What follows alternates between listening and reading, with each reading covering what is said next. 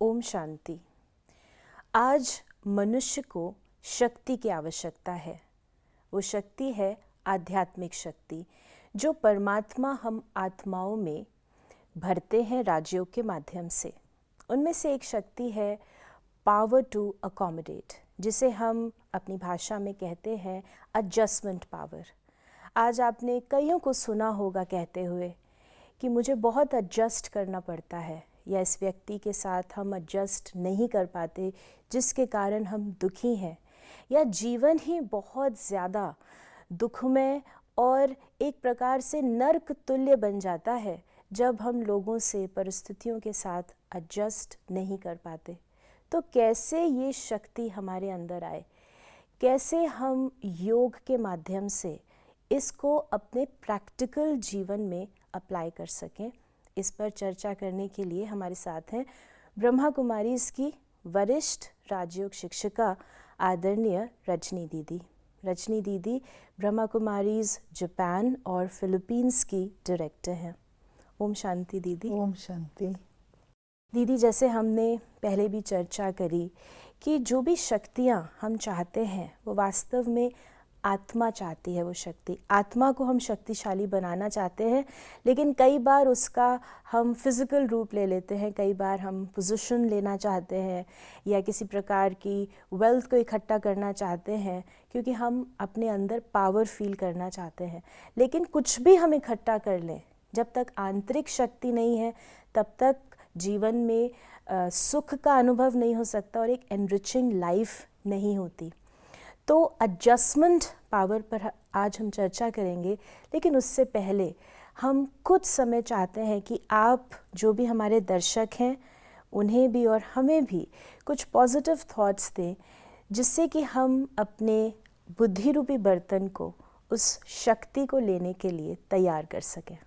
ठीक है, तो सबसे पहले हम कुछ मिनट के लिए बैठते हैं और सबसे पहले अपने मन में ये सोचिए कि अभी कुछ मिनट ये अमूल्य क्षण है जिसमें मुझे अपने को बहुत स्थिर, स्टिल फील करना है।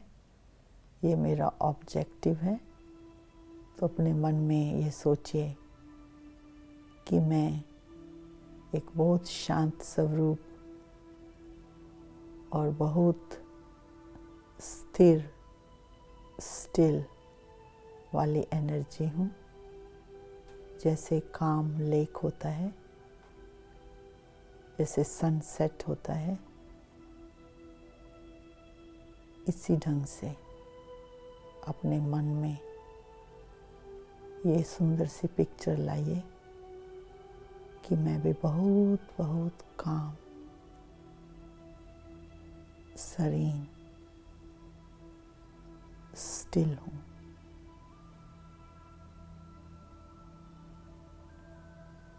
साइलेंट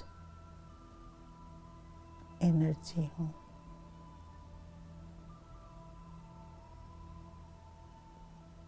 ओम शांति।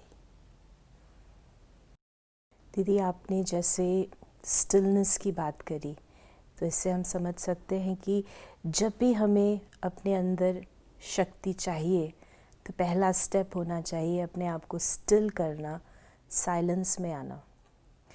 एडजस्टमेंट की अगर हम बात करें तो आज एडजस्टमेंट लोगों के साथ बहुत मुश्किल है, इसीलिए रिलेशनशिप्स ब्रेक हो जाते हैं, या कई बार काम करते हुए भी जो कार्य है उसके साथ हम एडजस्ट नहीं कर पाते।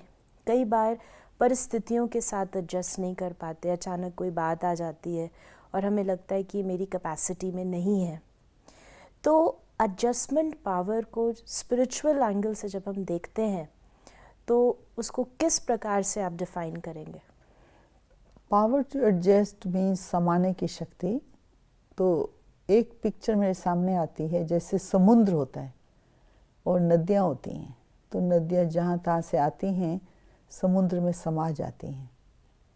लेकिन समुद्र बहुत विशाल है और बहुत गहरा है और बहुत गंभीर है, और उसकी टाइडल वेव्स चलती रहती हैं। वेव्स तो कहाँ कहाँ से नदियाँ आती हैं, कुछ भी कूड़ा लाते हैं। समुद्र जो है कंप्लेन नहीं करता, लेकर समाकर चलता रहता और कूड़े को भी बाहर फेंकता जाता।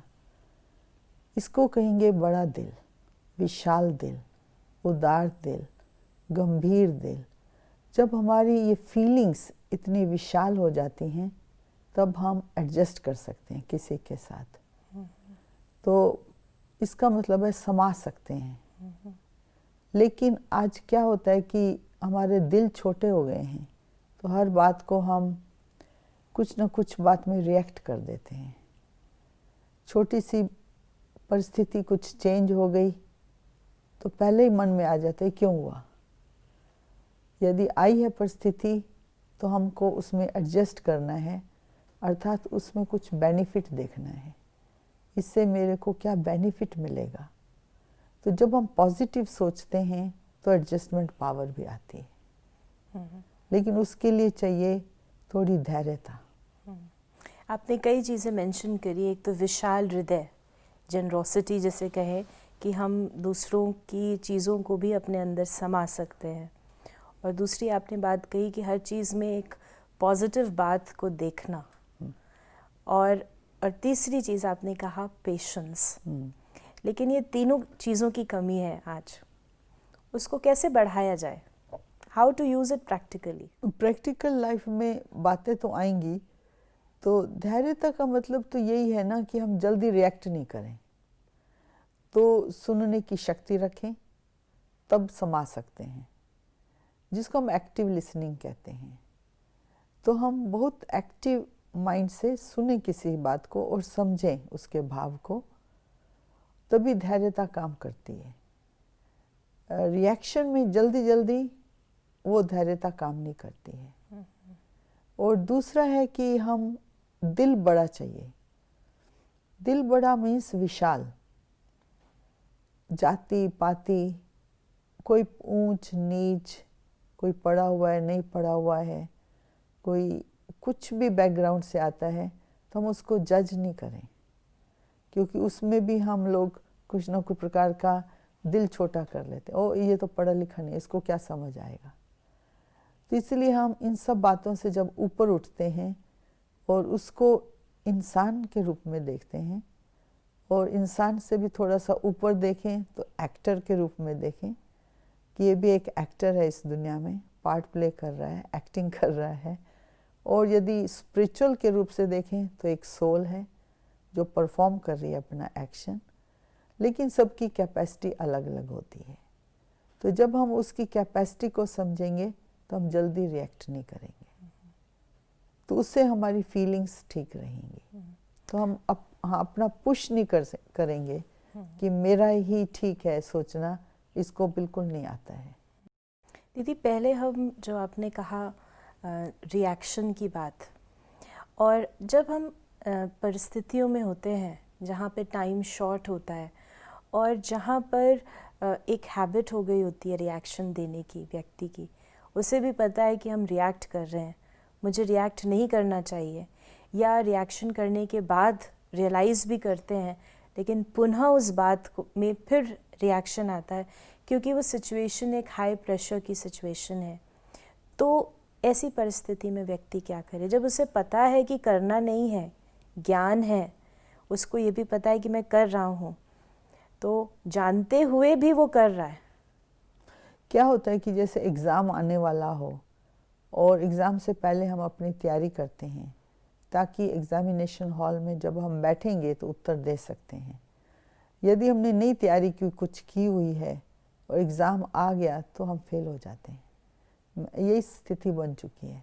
तो आज हम अपनी स्पिरिचुअल प्रैक्टिसेस जो हैं, गुणों की या कोई प्रकार की आध्यात्मिक सहन शक्ति की बढ़ाते चलें, रोज़ संतुष्ट रहने की बढ़ाएं। ये वाली अंदर की ये जो पावर्स हैं, ये हम प्रैक्टिस करके इसको आगे बढ़ाएं, इसकी कैपेसिटी को बढ़ाते चलें, ताकि फिर जब एग्ज़ाम आए तो उस समय हम घबराएं नहीं, अभी क्या करना है, कहाँ जाना है, कैसे होगा, क्वेश्चन मार्क में चले जाते हैं, ऑब्जेक्शन में चले जाते हैं, क्योंकि प्रैक्टिस नहीं की, क्योंकि तैयारी नहीं की हुई है।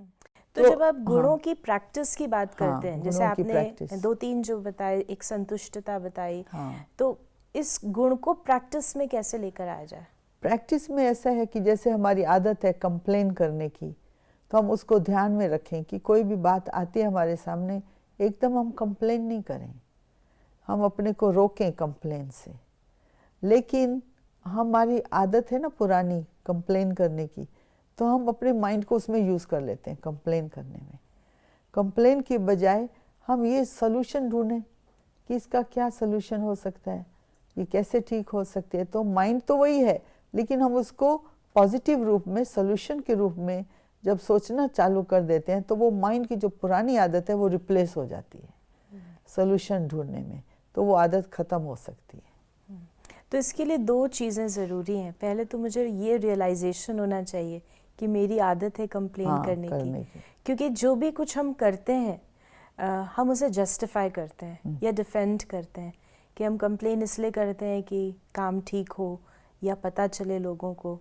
तो वेयर इज़ दैट बाउंड्री जहाँ पर हमें ये पता है कि ये हमें करना है या ये फिर एक फ्लॉ है मेरे में? नहीं, काम क्योंकि तो हमारा काम, हम हमेशा अपने को majority of the time justify करेंगे कि ये इस वजह से हुआ, या बाह्य रीति से हम उसका जस्टिफिकेशन देते हैं या ब्लेम करते हैं। हाँ, वो तो है ना, हम सब की आदत है कोई सहारा लेने की। ब्लेम भी एक सहारा है। इसका मतलब हम अपने को चेंज नहीं करना चाहते, परिवर्तन। मैं समझती हूँ पहले ही हम अपना सुबह उठ कर के लक्ष्य रखें कि आज मेरे को किस किस बात का अपने में परिवर्तन लाना है। तो यदि थोड़ा सा भी अटेंशन रहेगा, तो वो जो पुरानी आदत है जिसमें हम कंप्लेन कर देते हैं या कोई डिस्टर्ब हो जाते हैं, तो थोड़ा भी अटेंशन रहेगा तो हम उस लेवल पर एनर्जी को नहीं यूज़ करेंगे। क्योंकि माइंड एक एनर्जी है, लेकिन इसको यूज़ करनी है। तो हम कंप्लेन में यूज़ करेंगे तो कोई रिजल्ट ऐसा नहीं निकलेगा जो खुशी देने वाला हो, संतुष्टि देने वाला हो। लेकिन ऐसा निकलेगा फिर दूसरा व्यक्ति भी डिस्टर्ब, फिर हम उसकी चपेट में आ जाते हैं, वो भी डिस्टर्ब, मैं भी डिस्टर्ब, मूड भी खराब, काम रह जाएगा। तो इसीलिए आध्यात्मिक शक्ति का ये मतलब होता है कि अवेयरनेस, कि हमारी अवेयरनेस हमेशा एक्टिव रहे, इमर्ज रहे कि मुझे क्या करना है और कौन से गुण को धारण करना है। इसको अवेयरनेस कहेंगे। जैसे आपने कहा कि जो माइंड भी एक एनर्जी है, शक्ति है। तो जैसे धन की शक्ति का हम एक बजट बनाते हैं, ऐसे ही नहीं उड़ा देते। हर चीज़, 1 रुपया भी व्यक्ति खर्च करता है तो उसका हिसाब रखता है। तो इसी तरह अगर हम मन के विचारों की शक्ति का भी उतना मूल्य करें, तो हम उस प्रकार से अपने सारे दिन को बिता सकते हैं। जैसे आपने कहा कि सुबह का जो समय है वो हमें अवश्य निकालना पड़ेगा, ये देखने के लिए कि सारा दिन हम अपनी इस मानसिक शक्ति को किस प्रकार से यूज़ करना चाहते हैं। क्योंकि राजयोग में हम लोग ये सीखते हैं ना, समय भी एक शक्ति है, धन भी एक शक्ति है, संबंध भी एक शक्ति है, लेकिन ज़्यादा ध्यान नहीं देते कि मन क्या है। मन को हमने ऐसे यूज़ किया हुआ है, जो भी फालतू की बातों में, पास्ट की बातों में, दुख की बातों में, सैड की बातों में, तो मन को भी आदत हो गई है। लेकिन अभी हमको राजयोग से ये अंडरस्टैंडिंग मिली कि मन एक एनर्जी है, एक शक्ति है, इसको हमको यूज़ कैसे करना है। तो पहला तो यूज़ इसमें करना है कि समझना है हमको। दूसरा, अपने को भी समझना है, भगवान को भी समझना है, औरों को भी समझना है, तभी जा कर के हमारी हार्मनी होगी। यदि कोई आग है, उसको पता है, हमको समझना पड़ता है इसमें हाथ डालने से जलेगा, पानी हाथ डालने से ठंडा हो रहेगा, तो स्वभाव का पता चल जाता है ना। ऐसे ही हमारा मन यदि कंप्लेन में डालेंगे तो क्या निकलेगा, यदि सॉल्यूशन में डालेंगे तो क्या उत्तर निकलेगा। तो ये समझ आती जाती है, तो इसलिए परिस्थिति को समझना आसान हो जाता है। और जो आपने मुख्य बात कही कि इस अवेयरनेस को, आध्यात्मिकता एक अवेयरनेस है, वो सदा इमर्ज्ड रहे, और जिसका प्रत्यक्ष रूप ये रहेगा कि मुझे क्या करना है प्रैक्टिकल में। That's right. क्योंकि नहीं तो हम किसी के इन्फ्लुएंस में आ जाएंगे ना। परिस्थिति, मान लो प्रेशर किया तो हम प्रेशर में हो गए, है ना। कोई व्यक्ति ने जोर से बोला, हम भी जोर से बोलने लग गए, हम उनके ही प्रभाव में आ गए।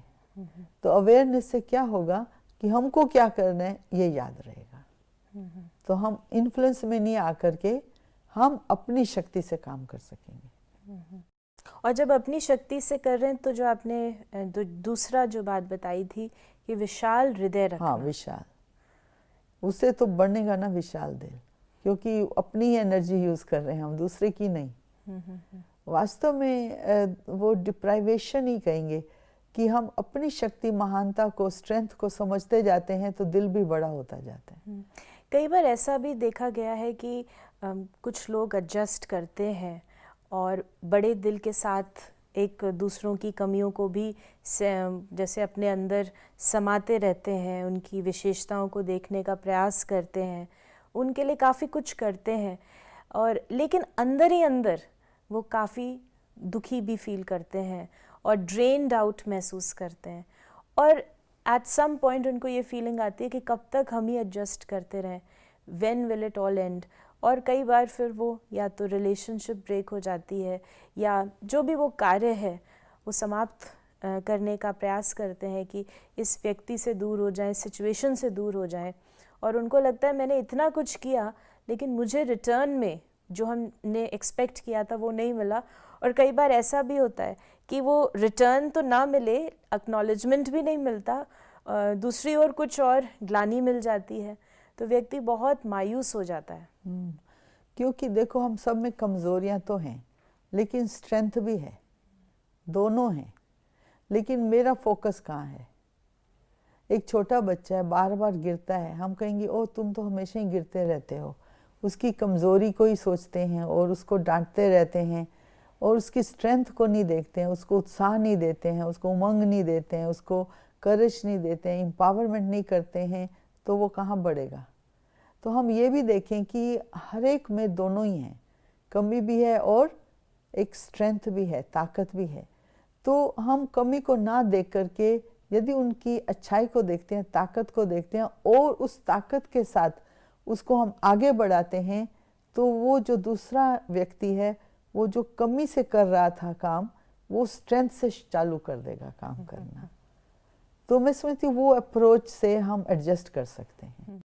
यानी मुख्य चीज़ है कि हम सटल में जो एनर्जी ट्रांसफ़र कर रहे हैं, जो उसकी कर तो रहते हैं, एक्शन से तो हम अच्छे काम कर रहे हैं या उसके साथ कोऑपरेट कर रहे हैं, उनकी चीज़ों को समा रहे हैं, लेकिन सूक्ष्म में उनकी कमी कमज़ोरियों को देख रहे हैं। क्योंकि किसी की कमी कमज़ोरी हम जब चिंतन करते हैं हमारी भी बन जाती है। जो भी आपकी कमी होगी वो मैं ही सोच रही हूँ बार बार। इसे थोड़ा और स्पष्टता से हम थोड़ा और एक्सप्लोर करते हैं, क्योंकि दूसरे की कमी को देखना, वो मेरी कमी कैसे बन जाएगी, ये थोड़ा कई बार सवाल मन में उठता है लोगों के कि इसकी कमी तो ठीक है लेकिन ये मेरी कमी नहीं बन, ठीक है मैंने नेगेटिव सोचा, लेकिन ये कमी थोड़ी ना मेरे में आ जाएगी। नहीं, ये कमी होगी कि जैसे मैंने आपकी कोई भी कमी देखी और मैंने 1 घंटा उसके बारे में ही सोचती रही और उसके बारे में किसी से बात भी कर दी और एक वातावरण में फैला भी दिया, ये मेरी कमी होगी। और उसका जो बोझ बनेगा वर्णन का, वातावरण का, और उस व्यक्ति को जो हमने उसका भी जो टाइम वेस्ट किया, वो सारे हमारे खाते में आ जाते हैं। और फिर क्या होता है कि वातावरण मीन्स ये सबको पता चल जाता है ना? तो इसलिए ये थोड़ा सा बोझ हमारे मन में रहेगा, चिंतन चलता रहेगा उसका। तो ये नहीं करना चाहिए हमको।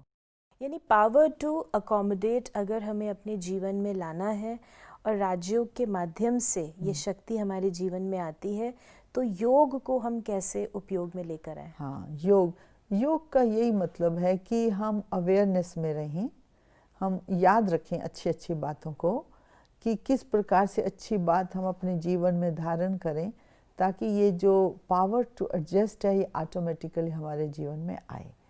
तो योग का मतलब ये है कि थोड़ा प्रैक्टिस बैठ के करना और बाकी सारे दिन में हम उस बात को याद भी करें।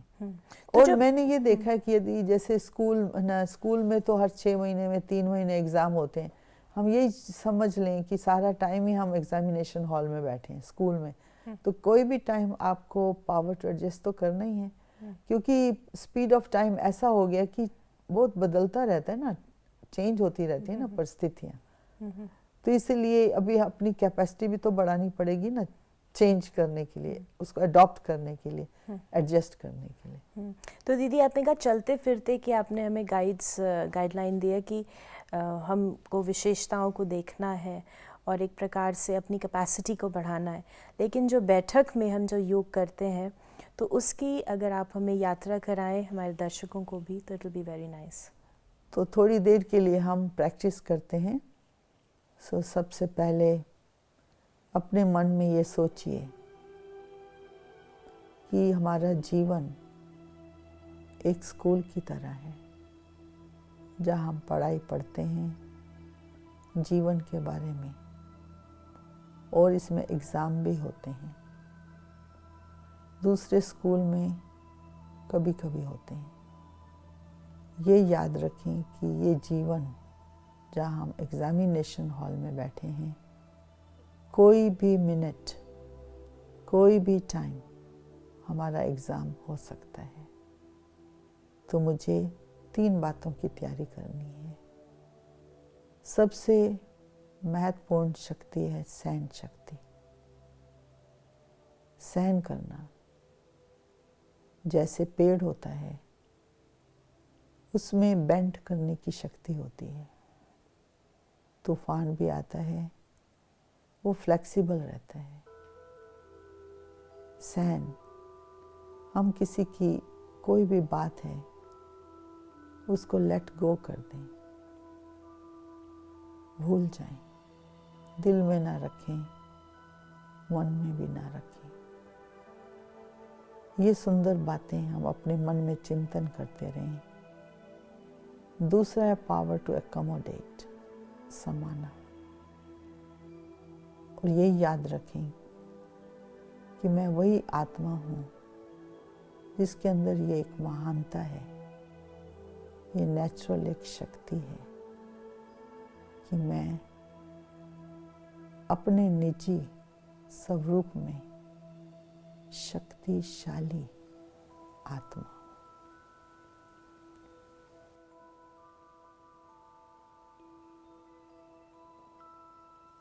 ओम शांति।